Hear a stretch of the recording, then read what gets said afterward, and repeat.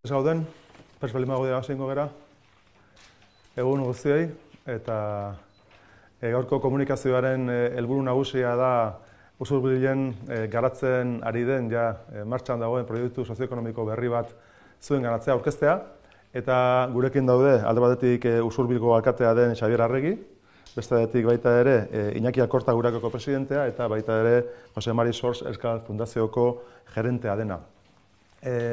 Gure helburua hori da bizkat proiektu honen nondik norakoa azaltzea, nik sarreratxo bat egingo eta gero hitza emango diote Xabierri, ondoren Iñakiri eta gero ondoren azkenek bukatuko du Jose Mari Sorsek bere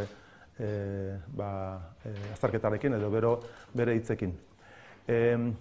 Gure helburua oroar Gipuzkoan da mundu guztian indarrean dagoen desberdinkeriari aurre egitea. Gu nahi dugu sortu Gipuzkoa, Gipuzkoa sozial bat, Gipuzkoa kohesionatu bat desberdinkeriari aurre egiteko. Bai desberdinkeria sozialak, baita ere genero desberdinkeriak eta baita ere hizkuntza, kultura desberdinkeriak. Beraz, arlo horretan txertatzen da proiektu hau bete-betean, zuzenean, Usurbilgo proiektu hau, hain zuzen ere daukelako alde batetik ikuspegi sozial bat oso indartsua gureaken eskutik, eta beste batetik euskararen da euskal kulturaren inguruan eta kulturaren inguruan oroar elkarren proiektua. Guk parte hartuko dugu Foru Aldundi bezala proiektu horretan, eta alde horretatik behintzat guk poza adierazten dugu Gipuzkoa hor ere, arlo horretan ere, aitzindari izateko aukera handia ditugulako, eta proiektu horrek gure modelo sozioekonomikoa lurraldearena eta herri osoarena oso fuerte, oso sendo indartzen duelako. Nik labur neukan esateko, alde batetik gureakek daukan eredua dala inklusio eta gizarteratze eredu bat. Eta orduan, desberdinkeria arlo horretan, diskriminazioan erortzeko arriskuan dauden zenbait kolektibo gizarteratzeko lan oparo egiten du gureakek, urte luzetan zehar. Esango genuke une honetan, okeraz alimanago Iñaki, baina 5.000 persona zaudetela gureaken barruan, bueno, igual gehiago eta guzti, ia 6.000 eta horietatik 5.000 ingurun desgaitasunen bat duten personak, ez?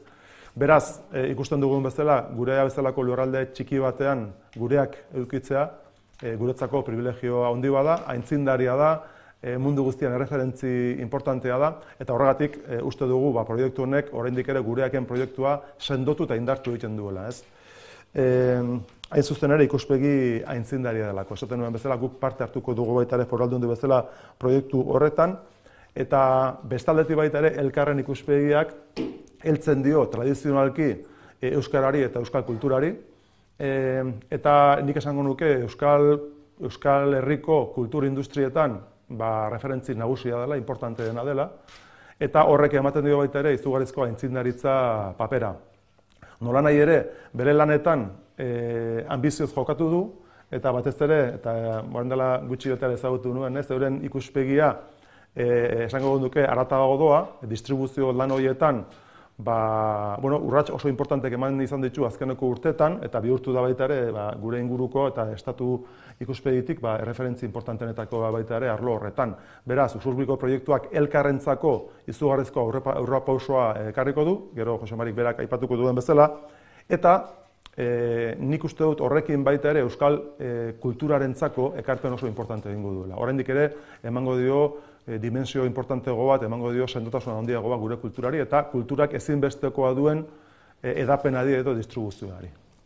Eta gure partetik behintzat, proiektu honek, proiektu sozioekonomiko berri honek oinarrian duena da elkarlana. Elkarlana erakundeen artean, Usurbilgo udalak biztan da bere ekarpena egin duelako beretzako ere herri bezala oso importantea den proiektu batean, guretzako lurraldearentzako biztan da.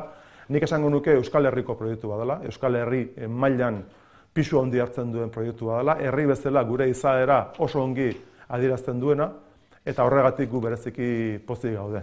Y bueno, desde la perspectiva de la Diputación, para nosotros es un proyecto importantísimo en la medida en que contribuye a ahondar en el proyecto socioeconómico que tenemos en el territorio de Guipúzcoa y en el conjunto del país, que es convertirnos en uno de los lugares con menos desigualdad de toda Europa.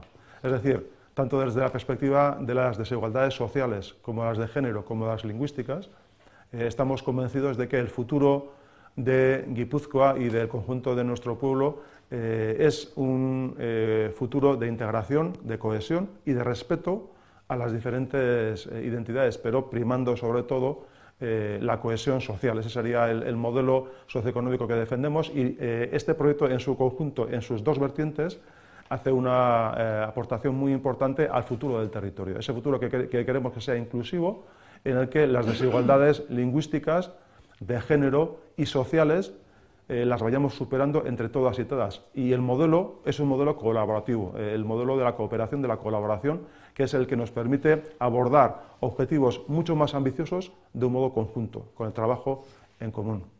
Eta hori da nire partetik irakurketa, eta orduan Xabier, zu daukazu hitza. Eskerrik asko, Markel, diputatu nagusia. Bistan da, Markelen hitzak entzun da, garapenaz eta ekonomiaz ari garela gaur, baina ekonomiaz bezain bat ari gara kulturaz eta gizarteaz. Izan ere, garapen eredu guztiak ez baitira berdin. Eta, Usurbilgo udalarentzat, helburu sozialak barnean biltzen dituen ereduak dira benetan balio dutena gure lurraldearentzat, eta horregatik iruditzen zaigu proiektu honek bete-betean egiten duela bat Usurbilgo herriaren ikuskerarekin eta baita ere herri proiektuarekin. Eta, Markelen esan duen bezala, baita ere lurraldearen ikuspegiarekin. Proiektu hontarako zortea izan dugu lagun, azken batean lurraldeko bi eragile ekonomiko garrantzitsu hurbildu zaizkigulako, eta esan beharra daukat nekez aurki genezakeela bidelagun hoberik. Gureak eta elkar, biak bertakoak, biak gure artekoak, eragile gisa ikusten ditugu guk, eragile ekonomiko bai, baita eragile kultural eta gizarte eragile gisa ere. Iruditzen zaigu, bi erakunde ekonomiko hauek, azken batean, herrian, gure eskualdean eta gure herrialdean, aktibatzaile gisa jardun behar dutela, eta benetan gure jardun sozioekonomikoan benetako aktibatzaile izan beharko luketela. Baina hori lortzeko beharrezkoa da hirigintza eredu egoki bat planteatzea. Guk ez ditugu irudikatzen modu isolatu batean, ez ditugu irudikatzen poligono industrial itxi batean. Irudikatzen ditugu inguruarekin harreman bizian. Baina, lehen esan dudan bezala, horretarako ezinbestekoa da planteamendu lurralde antolaketari eta hirigintzari begirako planteamendu egoki bat egitea. Eta horretan aritu gea, egia esan da, bolada luze batean, elkarlanean aritu gara, ikusteko zer nolako eredua behartzuen proiektu honek. Gune edo espazio honek zer nolako antolamendua eskatzen zuen. Eta esango nuke bide horrek berez izan duela oso, nola esan, emaitza positiboa. Batetik, bidean bertan, lanean ari ginela, gure arteko konfiantza sortu delako. Eta segurunago, konfiantza horrek gerorare balio izango digula aurrera begirako proiektuak eta egitasmoak egiteko. Eta segurunago gainera, irekitasun hortatik abiatuta, gure inguruko eragile sozioekonomiko bat baino gehiago hurbilduko direla modu batera edo bestera gureaken eta elkarren anparora. Eta bestetik, azkenean lortu dugun hirigintza antolamenduak berak ere gure ustez doai oso aberatsak dituelako. Aurreratu dizuet, gune ireki izango dela, argazkiei begiratzea besterik ez dago, hortaz jabetzeko, baina gainera, lortu da erabilera edo jarduketa batzuk nahastea eta askotarikoak izatea. Lortu da baita ere pertsonen joan etorriko fluxuak sortzea eta bilbe edo trama urbanoan ondo integratzea. Genero ikuspegiari ere arreta berezi eskaini zaio. Guneak eragin linguistikoari dagokionez zer esango dizuet. Berezkoa du euskararen eta euskal kulturaren aldeko planteamentua, baita ere irisgarritasunari eta inklusibitateari begira. ditugun bazkideekin ezinezkoa zitekeen bestela, beraz hor ere oso eragin positiboa izango du. Eta azken batean, uste lortu degula oso modu harmoniazatuan koordinatzea esparru publikoa eta esparru pribatua. Hau da, bertara datozenen beharrak eta interes publiko orokorraren nahiak. Beraz, iruditzen zait proiektua borobila dela, esan diren arrazoi guztiengatik, eta benetan oso garrantzitsua bai herriarentzat, bai eskualdearentzat, eta Markelek esan duen bezala baita Euskal Herriarentzat ere. Nik bukatzeko esan beharra daukat, tramitazio urbanistikoak ja martxan daudela, Usuregu udalean arauen aldaketa ja onartuko dugula, eta horrek ja bide ematen dio datozen pauso edo tramite urbanistiko guztiei, eta gure aurreikuspena da 2020 urtean obrak hasiko direla, eta gauzak ondo, 2021ko bukaera, 2022ko hasieran benetan gune hori jardunean hariko dela. Bukatzeko, eskerrak eman dizkiet nerekin batera ditudan ordezkariei, iruditzen zaidalako, hemen aurkezten dugun proiektua elkarlanetik sortua dela, eta elkarlana bera bada proiektu honen beste doai edo ezaugarri garrantzitsu bat. Beraz, eskerrik asko guztioi, eta nire aldetik besterik gabe. Besterik ez daukat.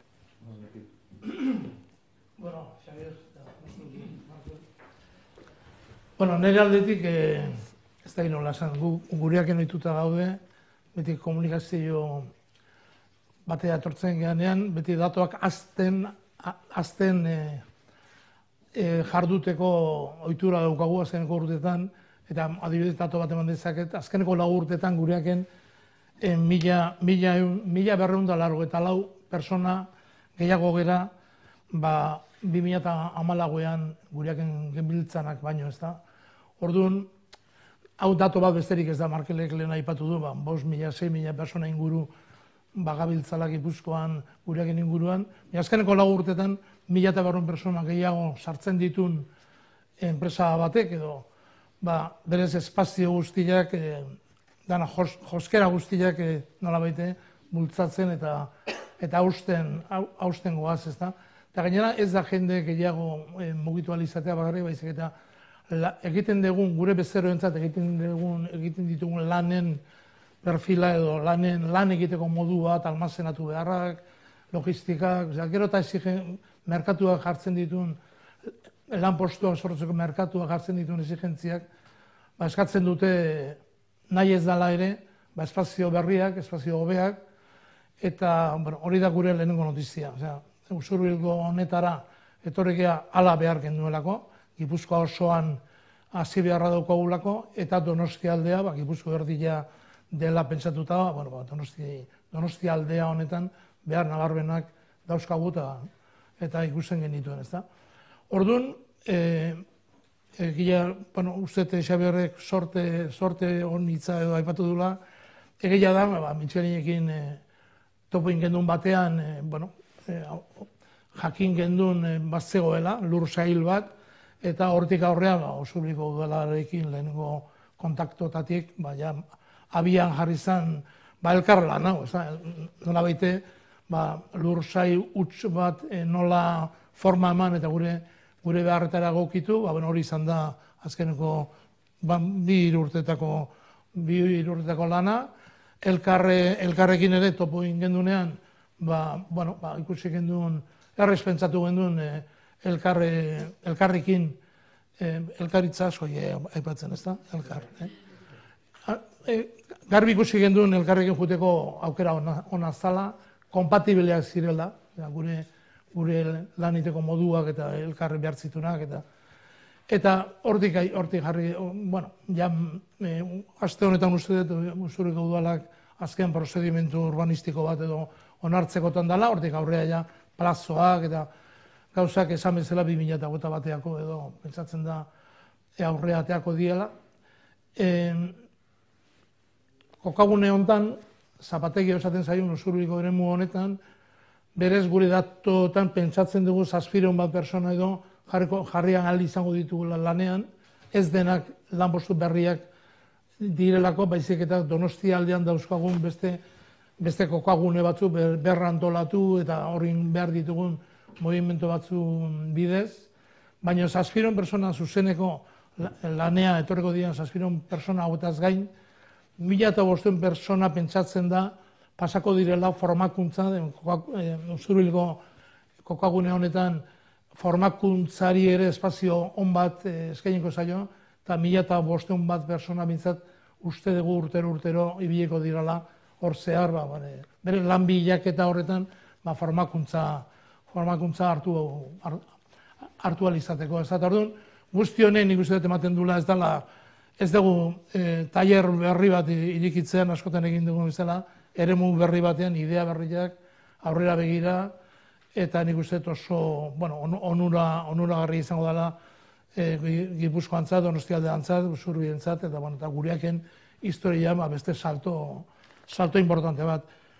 Dato bezala esan dezaket, honek gureak datozen lagurtetan, 3 lagurtetan 56 milioi inguruko inbertsioetan mugitzea tokatzen zaigu. Usurbilgo eremu montara 26 bat edo aurrez ikusita dauzkagu, 26 milioi euro uste dugu, gureak sartu beharko ditula operazio honetan. Badakigu Foru Aldundiak ere bere planetan datozen 3 lagurtetarako finanziazio partzial bat bintzat pentsatuta duela, gureak ere bide honetan laguntzeko, eta ez dakit zer esan. Gauz berriak beti inspiratzaileak izaten dira, gure kasuan beharrezkoa dan soluzio bada, eta nik uste dut beste momentu batzutan gertatu izan zaigun moduan, baito bat izango dela gureaken historian. Por resumir, estaba intentando decir que gureak llegó a esta operación de Usurbil Zapategui para tratar de dar respuesta a la necesidad creciente de mejores y mayores espacios para continuar desarrollando sus compromisos con sus clientes. He dado el dato de que desde el año 2014 hasta hoy, los últimos 4 años, somos ya 1.218 personas más las que se han incorporado en 4 años a la estrategia de búsqueda de empleo de Gureak. Gureak sigue con su propósito principal de desarrollar la búsqueda de iniciativas laborables estables para personas con dificultades, personas con discapacidad, fundamentalmente en Guipúzcoa, no en exclusiva, pero fundamentalmente en Guipúzcoa. Y esta operación de Usurbil nos permite afrontar un futuro para cubrir la necesidad de mejores espacios para atender mejor a las personas, dar mejor servicio a los clientes, industriales en la mayoría. Y el dato puede ser que pensamos que al menos 700 empleos se van a beneficiar de esta instalación en Usurbil, además de programas de formación que van a disponer de espacio propio que moverán anualmente al menos unas 1.500 personas en programas de capacitación diferentes. Y esto es una operación muy importante en la historia y seguimos. Diría que es una historia de crecimiento, pues gracias a impulsos, a ayudas, a la colaboración. Estamos en sede foral, es una de los apoyos y estímulos principales, el Ayuntamiento de Usurbil, que nos ha dado todas las facilidades, y luego un socio que se llama Elkar, y eso nos obliga a trabajar elkarrekin izangoa, ez? Besterik gabe. Egun denei, mila esker Markel, mila esker Xavier, mila esker Iñaki. Bueno, Elkar fundazioaren misioa da euskara eta euskal kulturaren garapena. Eta hortarako, gu behintzat beti ekonomia jarri dugu kulturaren garapenarako baitan.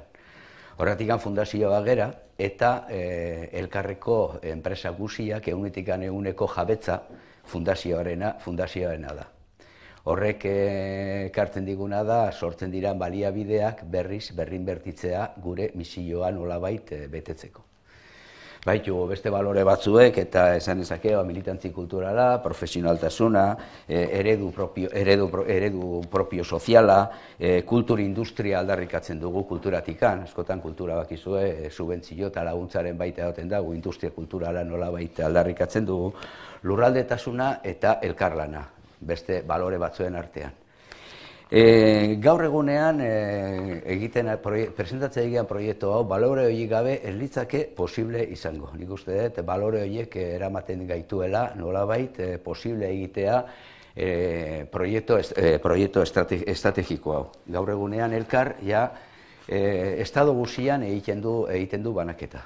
Gaur egunean elkar banaketa izango da, lidergoa dakana estado mailan banaketan. 24 orduan iristen gea gaur egunean estaduko soko guzitara eta kapazitatea daukagu hori nolabait bermatzeko.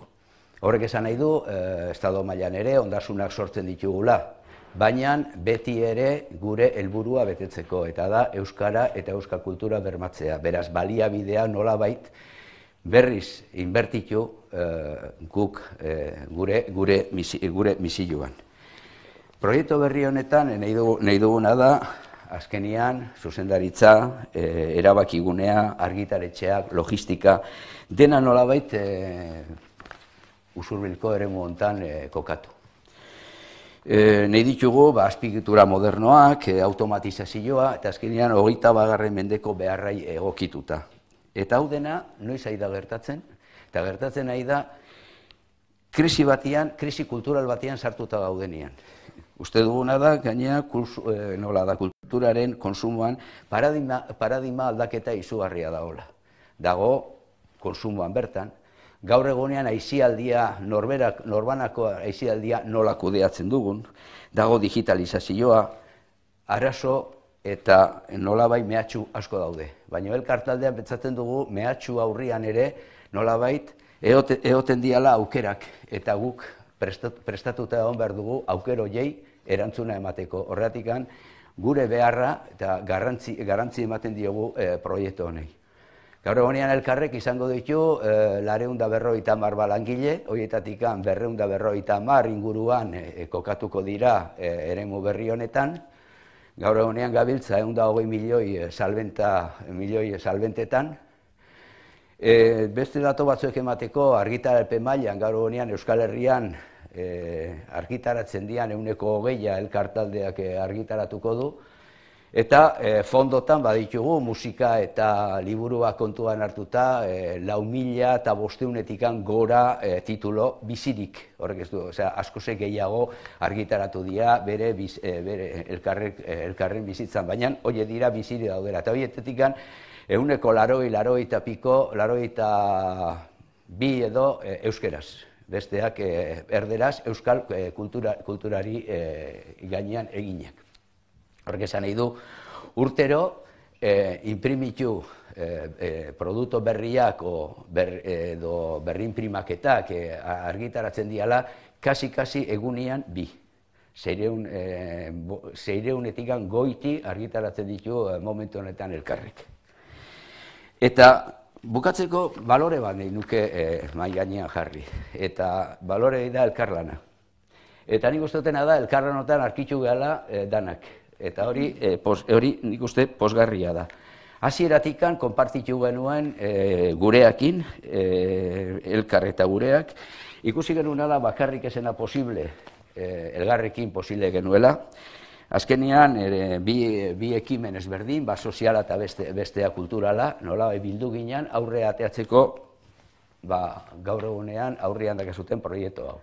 Beste alderetik, Usurbilko udalan, segidan arkitu genuen, laguntza gauzak aurrea emateko, bere prestotasuna, estrategikoki ikusi zuten eta begirune begiruneakin animatu eta aurrea jarraitzeko esan ziguten. Eta beste aldetik nola ez, Gipuzkoako Foru Aldundia, begirunez ikusi du proiektu hau, Azkenean estrategikoa dalako, eta nik uste dut garrantzi handi badakala diputazioantako ere, eta nola da Gipuzkoako instituzioako lurraldetasuna eta zentralidadea Euskal Herrian jartzen dela. Ez dela jun behar kanpoa, nola da, edo kanpoa jun behar dela, baina hemen mantenduaz nolabait erabakikotasuna. Guk esaten duguna da, elkar, abiatu danean estado maila, aigeala iken una deslocalización a la inversa, esaten dut espainolez hori. Normalian enpresak handitzen dijoaztenean deslokalizatzen juten dira. Orduan, enpresa asko hemen daude, baina jakin behar da nagusitasuna non dagoen, eta askotan esaten da enpresak hemengoa dira, bai, zuzendaritza, gerenteak eta bar. Jakin behar da akzionista nongoa dira. Akzionista dira markatzen dutenak eta guk errebindikatzen dugu erabakigunea, zuzendaritza eta akzionista Euskal Herria, Gipuzkoan egon behar dutela, gure kasuan Gipuzkoan, ez dela Euskal Herrian. Elkartaldea, bukatzeko, oso harro sentitzen da parte hartzea proiektu honetan. Azkenean, bi instituzio, Udala eta Aldundia, eta bi enpresa, gureak eta elkar, eskutik hartuta Gipuzkoako lurraldeari ekarpen handia egiten dugulakoan gaude.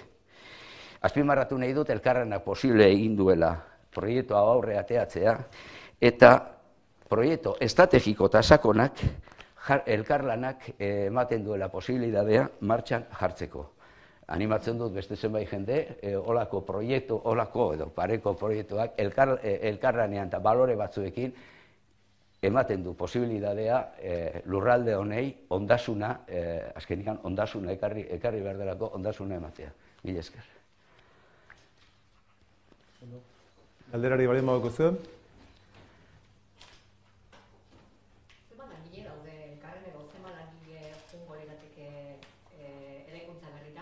Elkarretikan 250 inguru. Guk azkenean, momentu honetan gure estruktura 20 liburu denda ditugu. Gula 250 langile gaude, baina oso barriatuak. Azkenean 20 liburu denda ditugu, beraz, liburu denda horietakoak kokatua daude normalian hiriburutan, eta banaketa izango dena eta logistika, zuzendaritza eta argitaralpenak 250 bueltan jongo dira nola da usurbilea. Eta gero, beste momentu konkreto batzutan, batez ere testo liburu garaia iristen denean, eta gu berriak iristen denean, hor bai hartzen diala jende gehiago beste 250 edo. Azpimarratu nahi dutena da gainea, elkarren arlo sozialetikan, 250 horietatikan, 152 emakumea diala eta 158 gizonezkoak, eta beste aldere batikan, 185 finkoa diala. Osea, guk nolabait inbertsioa baita egiten du ere arlo sozialean jendearekin.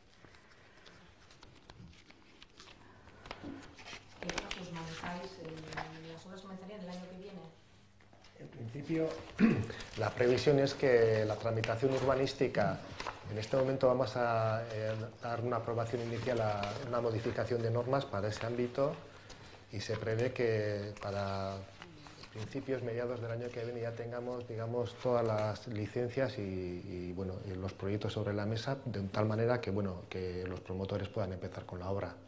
Entonces la previsión sería que el 2020 empiece hacia mediados de año la obra y ya la previsión es que a finales del 2021, principios del 2022, la actividad ya se pueda poner en marcha.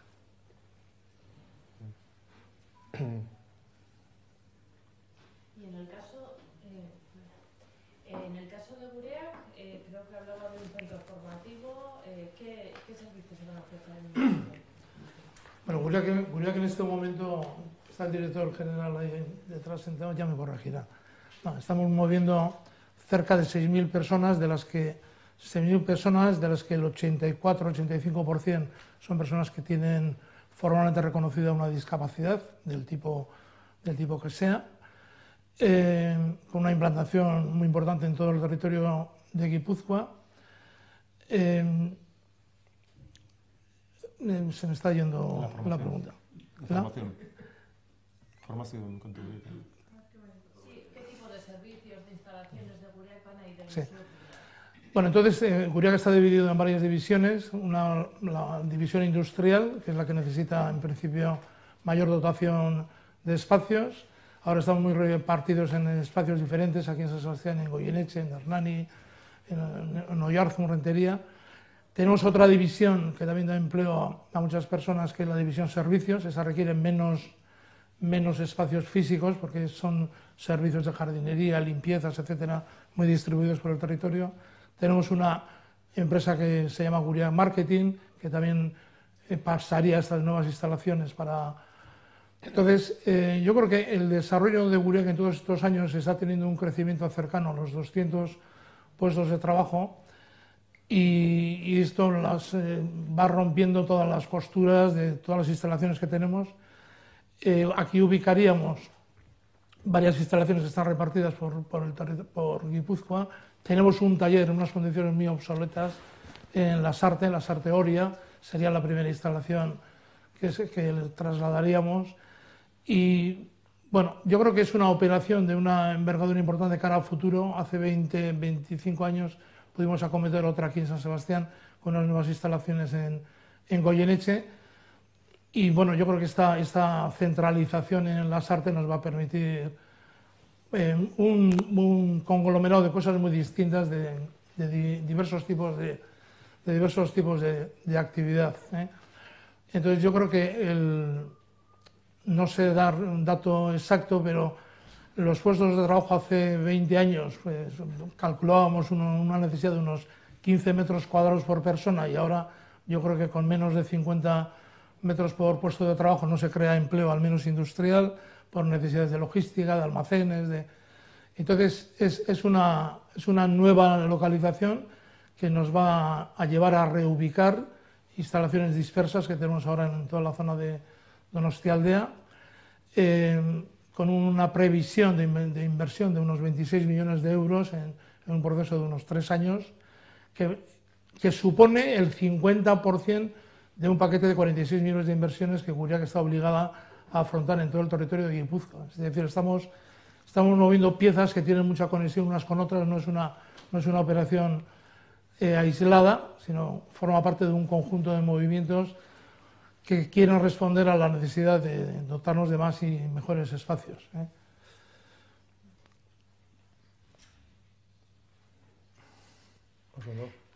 A mí se me ha olvidado decir que la inversión de Elkar rondará los 22-23 millones de euros. Oso, bueno, besteik ez da lehen baduko zen, eskerrik asko etortzeagatik. Vale. Eskerrik asko.